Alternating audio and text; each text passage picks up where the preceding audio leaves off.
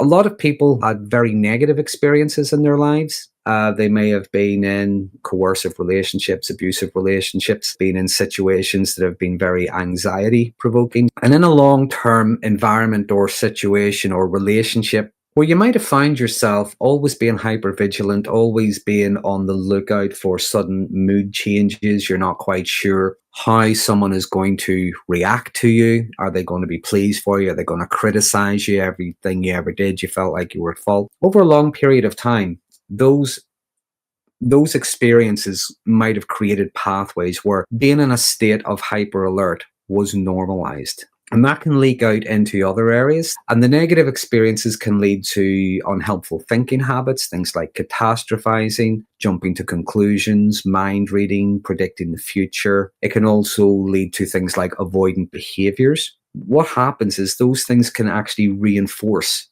those pathways. The same can actually be said for positive experiences, positive behaviors as well. The example I heard used once was, it's like if you're treading on a path, you're walking on a path, maybe in a forest or a field or something, and it's a well-worn path. In order to maybe go off that path, maybe find a new path, a more direct path, or a path that's going to lead you to a different destination, it's going to require having to continually walk that route before a path begins to form. Our brain is the same. We were in a situation or an environment, a lot of stress, so we've become hardwired to deal with things like stressful situations, rejection, conflict, and things like that. In order to rewire our brain, well, first of all, it requires intent. It requires us to start to practice new things. So what the neuroplasticity allows us to do is to become a bit more adaptable. We don't have to be so rigid in how we're seeing things and how we're thinking about things. And to be adaptable, that allows us to deal with different situations, different people, and different relationships. It helps us to build confidence. It also helps us to build resilience. And resilience isn't just our ability to bounce back from obstacles and negative experiences. It's also our ability to be able to navigate through and round different problems. It also helps with our learning and our memory because we do learn from experiences. What we can learn is we can learn from what works every bit as well as we learn from what doesn't work. Not just what to avoid, but what can help improve situations. And when we do that, we can improve our problem solving abilities. We can think through things, maybe objectively sometimes. We can think of maybe the best outcome that we would want, the outcome we would prefer, as opposed to maybe the path of least resistance, trying to avoid any difficulty, rejection, or whatever. So yeah, it helps us with our problem solving abilities as well, which can in turn help boost our confidence, okay? Our self-confidence, the faith that we have in ourselves. When we start to practice new things and try new things, it can help us to overcome negative patterns. We can learn better coping skills. Now, what I say about coping skills is sometimes what you might find is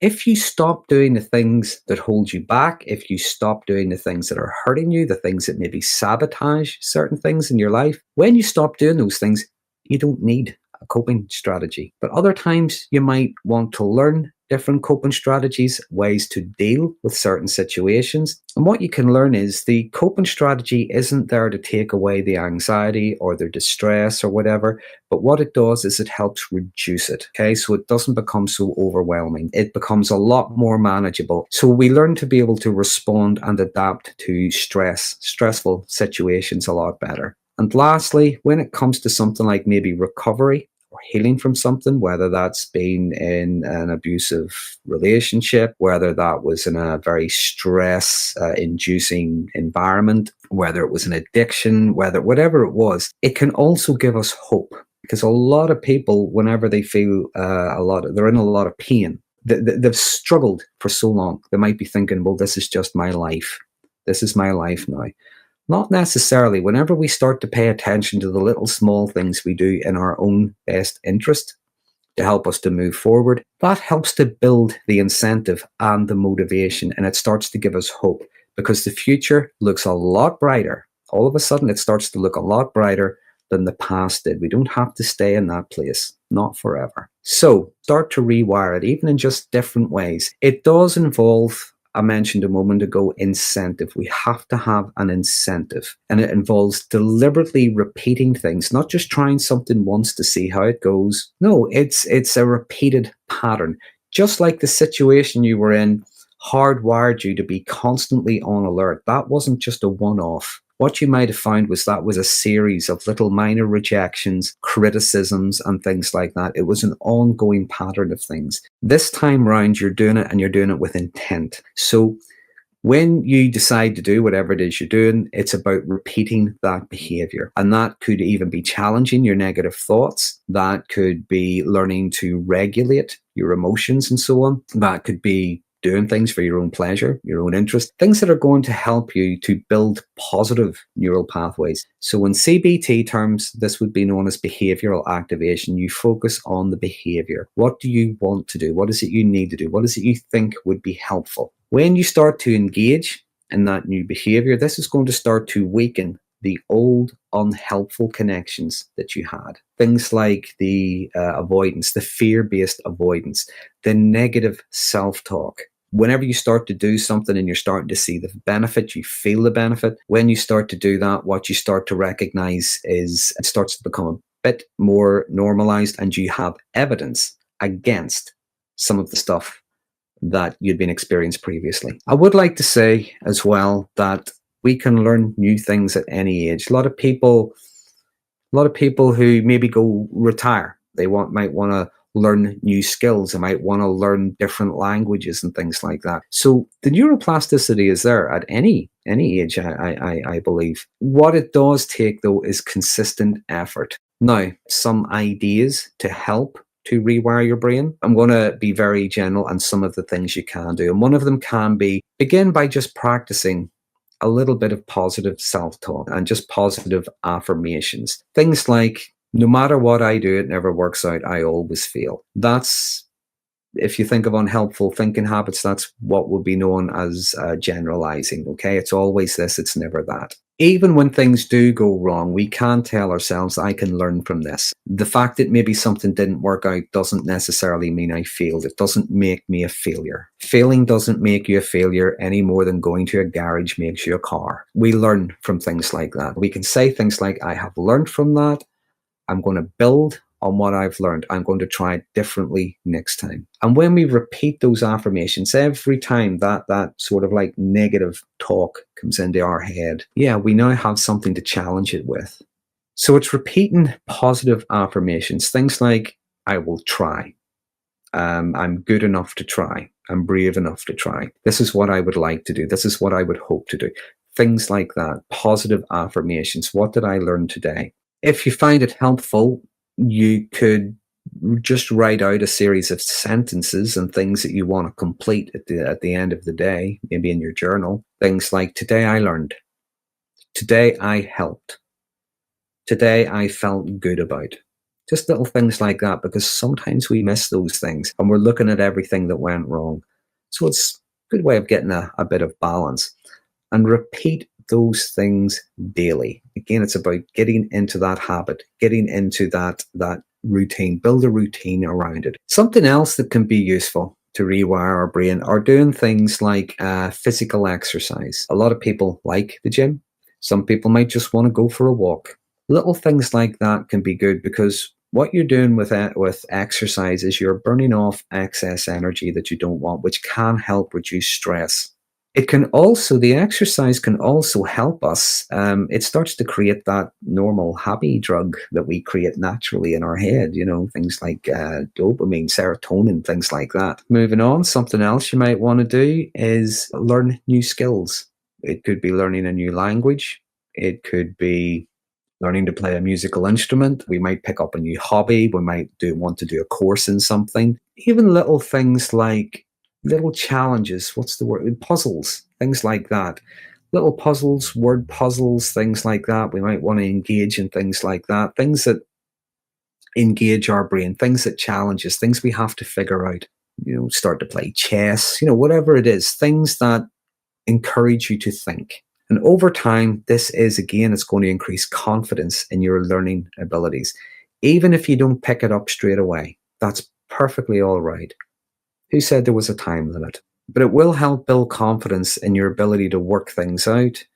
Because what you're doing when you engage in something new is you're embracing change. You're challenging yourself, but you're embracing the challenge. Next can be practicing things like mindfulness, meditation. Whenever we do that, we're experiencing things in the moment, what we're thinking, what we're feeling. There are different apps you can get for your phone. There's a lot of stuff on YouTube. There's podcasts. There's stuff you can download. I always say it's about finding something that works for you. Something else would be our metacognition. And this is when we start to think about thinking. And that will involve things like maybe self-reflection. What is it I believe? Why do I believe it? Where's the evidence for it? Or is there any evidence against it? That can be useful as well, engaging in our metacognition. And something you might find useful with that is journaling, because sometimes it's in our head and we can't really make sense of it. But whenever we write something down, we can go back, we can look at it, we can analyze it, we can ask some of those questions. You could even be looking in your journal at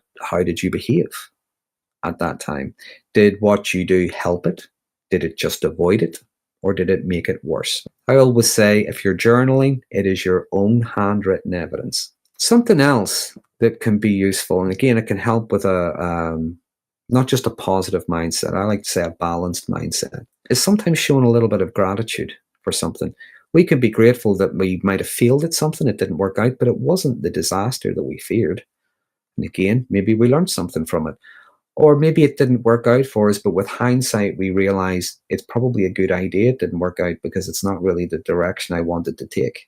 But we can be grateful that today is a new day. We can be grateful that there are resources out there. We can be grateful that we have friends, that we have a support group, that we have a support network. We might not necessarily be skipping and jumping with happiness and everything is absolutely wonderful. But there are always small things. We could be grateful that we had a dinner tonight. We could be grateful that we had a restful night's sleep. Rest and sleep can be important as well. Anxiety is one of those things where people can find it hard to get to sleep.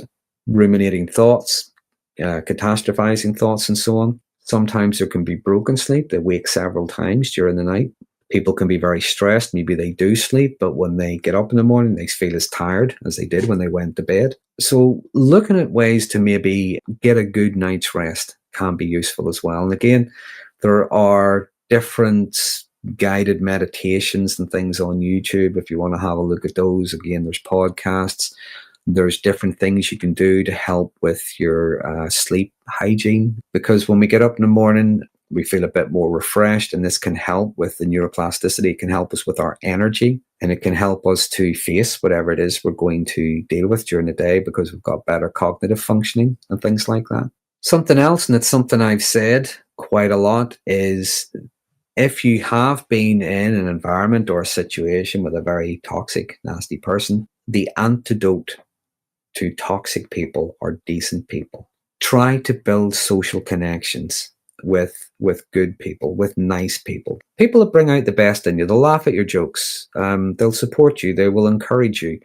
People who will call you out if you're being wrong, but not in a horrible, nasty way. People that will celebrate in your success. People that you like encouraging and supporting as well. Try to make it a mutual thing. Going back to earlier on about learning something new, it could be joining a group. It could be a book club. It could be a hiking group. It could be the local history group. It could be anything. Just try to form social connections. Anytime you feel like you're not up for it, remember, we fall into habits very easily. We might slip back into old habits. Start to challenge the avoidance. One way of avoiding old habits or breaking a bad habit maybe is by trying to form a new one. Which is why I said things like you do something with intent. You start to form a routine around it. If you agree to be somewhere at something every Monday night at 7 o'clock, you build a routine around that and you go every single week. This is going to, I used this term in a previous live stream about updating your memory. This is a good way of updating those fear-based pathways, those fear of rejection, that fear, or rather that belief that the path of least resistance is the best path to take. I'm not in the mood, so I'm not going to bother going. It is about trying to challenge some of those old routines that we got into. When we face things that we're uncomfortable with, what you might find is your comfort zone does start to widen. Your tolerance for distress starts to increase. So you start to become a bit more confident, a bit more courageous, but you also become a bit more resilient as well. So when you start to engage with intent and you continually repeat these things, you're taking an active role in reshaping your brain, building those new neural pathways. Every positive experience has the potential to rewire your brain every bit as much as those negative ones did. Those examples where you might have been told again that you were no good at anything, you're too stupid, you shouldn't make decisions, you should come to me, and what are you thinking about that for? Sure, whatever. When you do it with intent and you start to get those positive experiences, the more you repeat them, the more you start to do them, it starts to rewire your brain. You're taking control of it.